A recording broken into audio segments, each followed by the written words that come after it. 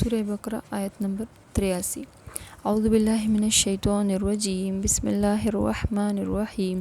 وَإِذْ أَخَذْنَا، اور جب ہم نے لیا، میثاق، پختہ عہد، بنی اسرائیل سے، لا تعبدون، تم عبادت نہ کرنا، الا اللہ، سوائے اللہ کے، یعنی صرف اللہ کی عبادت کرنا، وبالوالدین، اور ماں باپ سے، احساناً، حسن سلوک، وذی القربی، اور قرابت داروں سے یا رشتہ داروں سے، والیتامی، اور یتیموں سے، والمساکین، اور مسکینوں سے، وقولوا، اور تم کہنا، للناس حسنا، لوگوں سے اچھی بات، واقیموا، اور تم قائم کرنا، الصلاۃ، نماز، وآتوا الزکاۃ، اور زکوٰۃ دینا، ثم تولیتم، پھر تم پھر گئے، الا، سوائے، قلیلاً، چند ایک کے، یعنی کچھ لوگ جو ہے انہوں نے مان لیا اور کچھ لوگ پھر گئے، منکم، تم میں سے، وانتم معرضون، اور تم پھر جانے والے ہو۔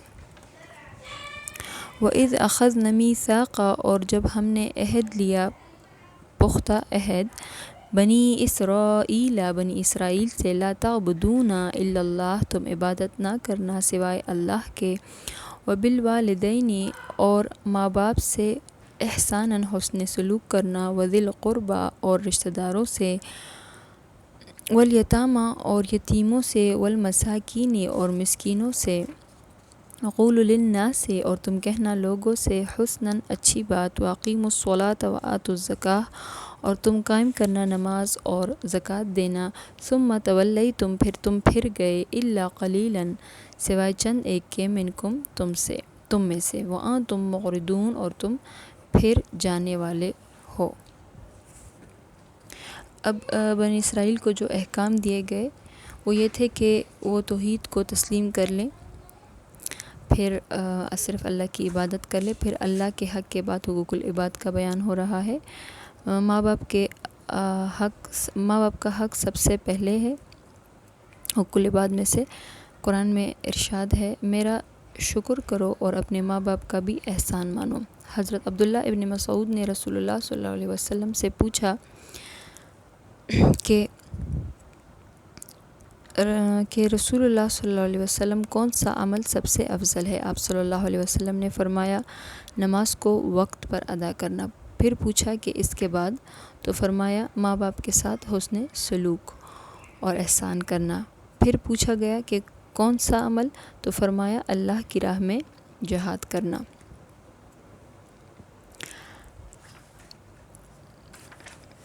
پھر